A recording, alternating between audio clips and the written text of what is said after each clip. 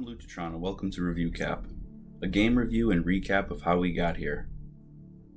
Today we're talking about Armored Core 6 Fires of Rubicon. Armored Core 6 is one of, if not the most video games I have ever played. Before we jump into Armored Core 6, here's a quick recap of how we got here.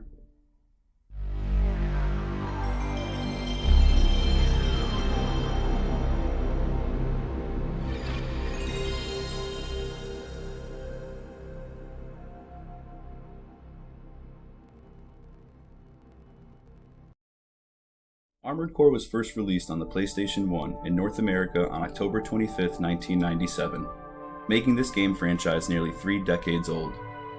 The games have had different publishers throughout the years, but all of the Armored Core games are developed by From Software. A From Software before Elden Ring, Demon's Souls, Dark Souls, Bloodborne, and Sekiro fame. I don't want to spend too much time on other games in a recap and review for Armored Core 6, but I have to mention them because without the massive success of From's other games, we would not have Armored Core 6 that was released this year. Which is weird to say because without Armored Core, we would not have the massive successes that are From Software's other games. For a new player, the series feels very intimidating to jump into. However, the gameplay loop is simple. It's incredible mercenary mech combat, contract-style missions called sorties, monetary compensation, extreme customization for your mech and player emblem, big boss battles, rinse, and repeat. This loop has worked for From Software for 15 games over 26 years.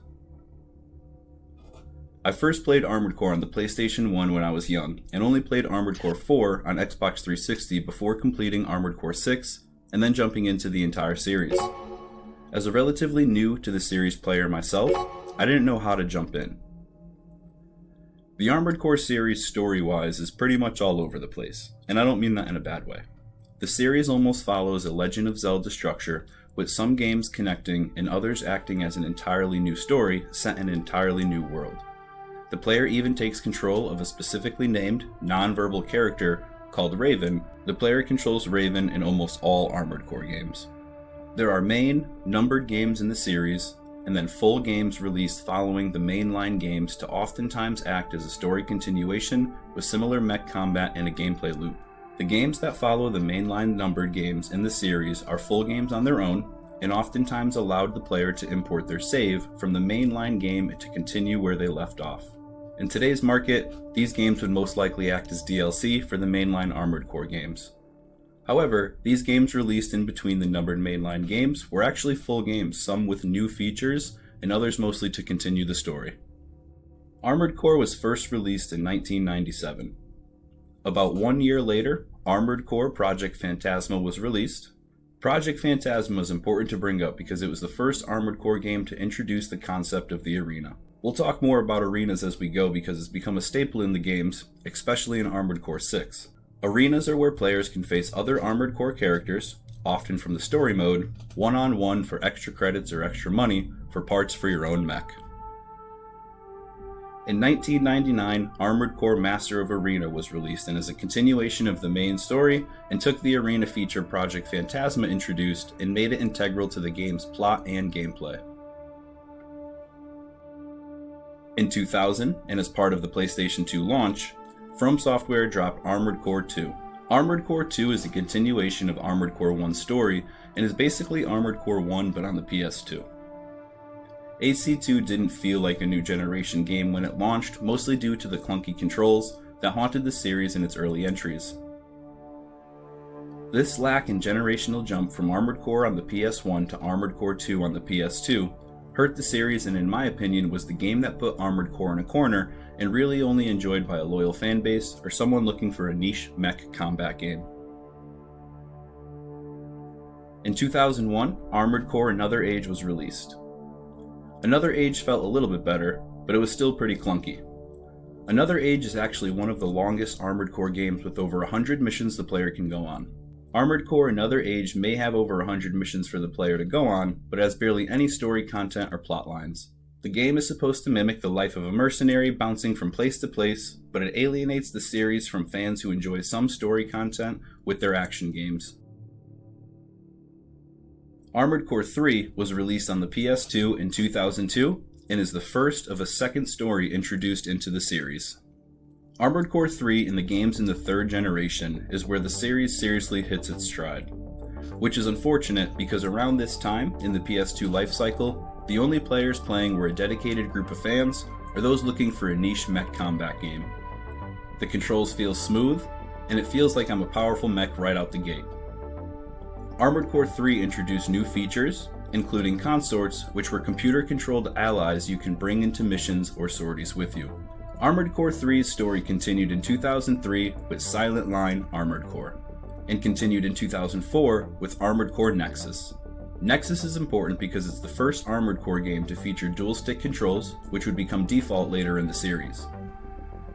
Two other Armored Core games were released in 2004, Formula Front and Ninebreaker, but they were pretty and Ninebreaker didn't have a story mode, it just had trials and the arena mode.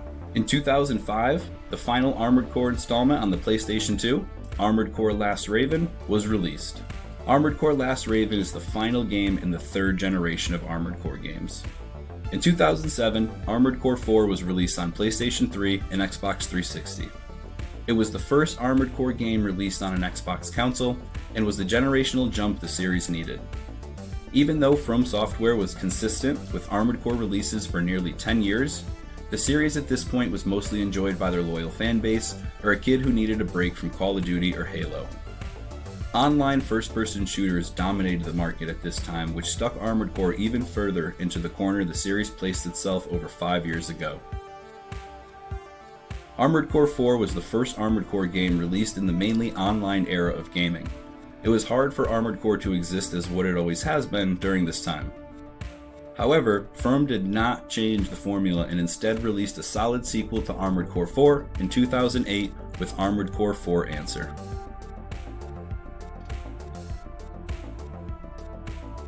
After the longest time between games since Armored Core began in 1997, Armored Core 5, aka Turn the Brightness Up on Your TV, was released in 2012 on the PlayStation 3 and Xbox 360. Armored Core 5 is personally my least favorite in the series. There was a focus on online multiplayer with player-run bases that other teams can attack, and the customization or ability to influence change to my mech just felt pretty lackluster. Armored Core 5 was also the first game with DLC packs available for purchase. In 2013, Armored Core Verdict Day was released as a sequel to Armored Core 5. If you liked Armored Core 5, you probably liked Verdict Day, but it expanded on the multiplayer focus and the team setup. I felt less like a mercenary scrapping to survive in Armored Core 5, and in my opinion, this was a pretty low point for the series as a whole, but was becoming a high point for Firm Software due to Dark Souls and Dark Souls 2, which began taking up some of Firm's resources since at least 2011. The record for longest time between games was broken between Armored Core Verdict Day and Armored Core 6 Fires of Rubicon. 10 years later. 10 years have passed, and many fans thought the Armored Core series was the thing of the past, especially due to Firm Software's massive success with Elden Ring, Sekiro, and the Dark Souls series. With the games mentioned earlier, why would Firm Software put resources into another Armored Core game, especially one that fits a formula that was created nearly 3 decades ago? I think it's because Firm Software understands their fans and knew that Armored Core was meant to be enjoyed by mainstream gaming fans and not just the series' loyal fan base and fans of mech combat. So they built upon their other franchises' successes, and at the Game Awards in December of 2022, Armored Core 6 was revealed and announced. Tonight, we are thrilled to share with you another global game announcement. This comes from one of the most decorated developers in the world, who consistently pushes this medium forward for each of its releases. This studio has been nominated multiple times for Game of the Year here at this very show, and I am beyond grateful that they have chosen the Game Awards as the place for this global announcement.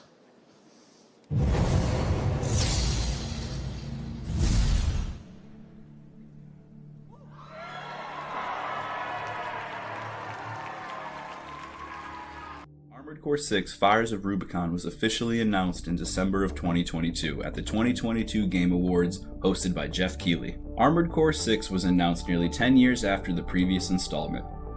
Over that 10-year period, From released classic after classic and created an entire genre of games known as Souls-like, named after From Software's Dark Souls and Demon Souls series. Overall, the reception of the announcement was very positive across the Armored Core community and mainstream gaming fans. Armored Core fans went crazy, seeing a series they have been dedicated to for nearly 30 years to be continued or resurrected from the ashes. Excitement in the Armored Core community was at an all-time high because the series that lay dormant for nearly 10 years is back, and partly because the trailer looked incredible. The trailer reached mainstream gaming fans too, partly due to From Software's mainstream success with their Souls series and Elden Ring. However, this would come as a blessing and a curse.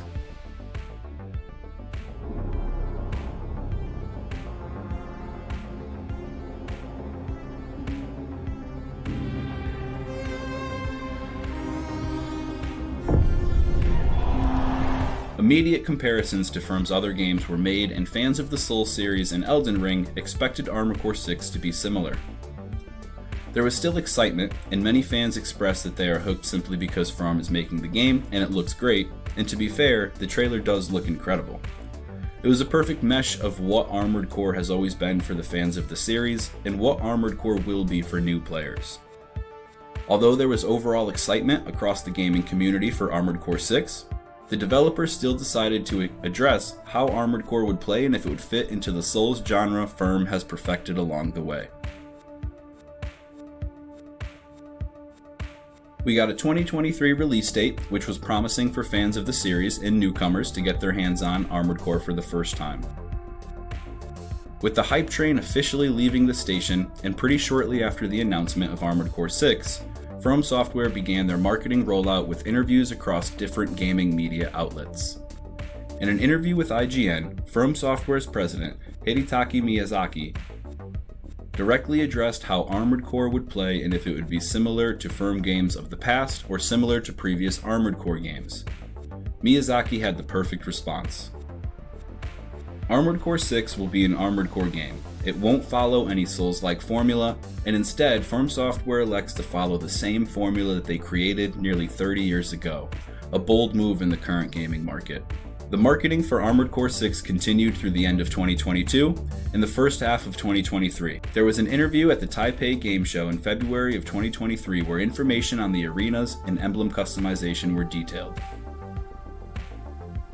Gameplay trailers were released across social media in April of 2023, and the actual release date was confirmed for August 25th, 2023. Additional gameplay was released in June of 2023, and in July of 2023 at the San Diego Comic-Con, there was a life-size Armored Core prop. Look at this thing. On August 25th, 2023, Armored Core 6 Fires of Rubicon was released on the PS4, the PS5, Xbox One, Xbox Series, and Steam. Armored Core 6 Fires of Rubicon came out the gate with amazing reviews. Armored Core fans and newcomers like myself are greeted with a game that has amazing mech combat, some of, if not the most, robust customization options across mechs and player emblems, insane mech build options, and satisfying but tough boss fights. From Software stuck to the Armored Core formula and captured the hearts of longtime fans and created a welcoming experience for new players of the series. So, how is Armored Core 6 Fires of Rubicon now that it's been out for a few weeks? I started this video by saying that Armored Core 6 is the most video game I've ever played, and I mean that in a really good way. But let me explain what I mean. A video game should be fun, not grindy, challenging, not impossible, engaging, and just a medium that allows the player to disconnect from the real world and connect to the world in front of them. Armored Core 6 does all of these things, and more. The game also includes crazy satisfying combat, and the weapons feel like they belong on a mech, especially some heavy weapons and melee weapons. When I hit a mech with the laser sword or a shotgun, it translates extremely well into my hands and it feels real. The combat overall is very well done. Sticking to this, the setting and atmosphere of Armored Core 6 is top tier. It is not an open world game, but the levels are massive. You won't find any secrets or anything hidden in the maps, but that's because everything was literally wiped out by firestorms that engulfed the entire planet. As a player, if you recognize the world as this dystopian, corporate-run wasteland, you'll understand that finding secrets, or really anything other than dust, metal, and wreckage, is non-existent. I know a lot of From Software fans are used to the secrets of Elden Ring and Dark Souls, but you won't find secrets like that in Armored Core. Instead, you get left with the feeling of loneliness and truly feel what it might be like as a mech mercenary in the middle of a corporate war on a wasteland planet. The level design, setting, and lack of civilization throughout the levels immersed me in the world, and I was fiending for any sort of communication or interaction with others. Speaking of interacting with others, in-game characters specifically, it's a bit hard to do for new players. The characters in the story are mostly represented by communication pop-ups akin to Metal Gear Solid, with no faces, just emblems. Players might expect to eventually see what these characters look like under their mech, but we never do. In fact, we never see any humans in the main story with the exception of maybe 1 or 2 images the player can see when finding different logs across the map. Some new players might find it hard to get past this, and might find it hard to connect with the characters in the story. From does a pretty good job with these characters though, and all of them have distinct voices and personalities, which as the new player, makes it easier to connect with these characters. The main character in the story, and in most Armored Core games, is you, the Raven. Players take control of the Raven in almost every Armored Core game. I think you take the role of a Lynx in Armored Core 4 and 4 Answer, but I can't remember. The Raven is voiceless, but you can customize your mech to the teeth. More on that in a bit. The Raven is a lone mercenary mech looking for work to pay for sick upgrades to their mech, and that is the entire loop of Armored Core. Before we talk about the loop, I want to address the Raven. To me, I was able to connect with Raven once I understood the character to be similar to Link from Legend of Zelda. The playable character, Link or Raven, is really just a canvas for the player to project their own character onto. In Armored Core 6, the Raven is the link between the player and the game. You are the Raven, and I am the Raven. Making this connection helped me connect with the characters in Armored Core easier, which helped me enjoy the game overall. Enough about all of that. How does Armored Core 6 play? And what do you do as the player? The gameplay loop is much simpler than it seems. You are a mercenary in a mech, you're sent on different jobs, which are often called sorties, from either your handler or different corporations. You get paid, you upgrade your mech, you go on harder sorties, so on and so forth. Players obsess over tweaking their mechs, so it is in theory an endless cycle of mission, money, mech upgrades, and boy is it addicting. First, the missions, or sorties as they're referred to often in the series, are really fun, and there's a lot of different types. Some are a little too short, lasting less than a minute, but others are much longer and consist of a resupply in the middle of the mission to ensure you have enough ammo to continue on. Some sorties are boss fights, which we'll talk about in a bit, and others might be as simple as clearing an area or surveying part of the world. There is no open world or hub, and that is part of the charm. It's not a bad thing. In between sorties, the player will be able to fully customize their mech, which is what we're going to talk about next. The customization options in Armored Core 6 might be the best I have ever seen in any game ever, period. There's full color wheels to select exact and precise color options, an entire emblem customization system, which is basically a modern day Black Ops emblem creator, which we remember what people used to create with those. And to top it all off, if you were like me and have no creativity but are jealous of what others create, you can download their emblems and even entire mechs. However, with Armored Core, the customization has to be robust because it is the sole reason a player will come back to the game after credits roll, or even after just putting it down for a little while. Everything the player has access to customize is done extremely well, and Armored Core 6 is seriously a diamond in the rough of the world of gaming when it comes to customization. I absolutely love tinkering and making my mech look way cooler. The way the player gains the ability to customize their mech to their heart's content is simple. It is money, but it is in-game money only. There are no microtransactions. If you want to buy a new weapon, or core, or arms for your Armored Core, All you have to do is play the game, complete a sortie, and get the money. The player is actually rewarded for playing the game. It is truly a breath of fresh air in the current market, and Armored Core 6 nails this loop. But as we know, they have had nearly 30 years to perfect this loop. And with Armored Core 6, I believe Firm has finally perfected the Armored Core loop. The sorties are a blast, but the game truly shines in its boss battles. Firm Software basically wrote the book on boss battles, but to have them this good in Armored Core in addition to the customization is just great. Boss battles are challenging, but not impossible. A lot of new players will get stuck on some early game bosses. I was stuck on a boss for nearly 5 hours, and my advice for new players is to pay attention. Not only pay attention to the boss's movement and your movement, but pay attention to what they're using to destroy it, and in many cases, copy it. The best example of this is a Chapter 2 boss, the Sea Spider. By this time in the game, the player has unlocked the quad leg option for their mech, and using these spiderish legs against the Sea Spider made this fight easier for me. If the boss is fast, rushing you with swords or shotguns, give that a try, or a different close range gun to blast them when they come in. It'll be rare for you to brute force your way through a boss fight, and I recommend to not get sucked down that hole. Change your build, improvise to the fight, and you'll overcome the boss fight, and the satisfaction after beating one of these bosses is truly euphoric.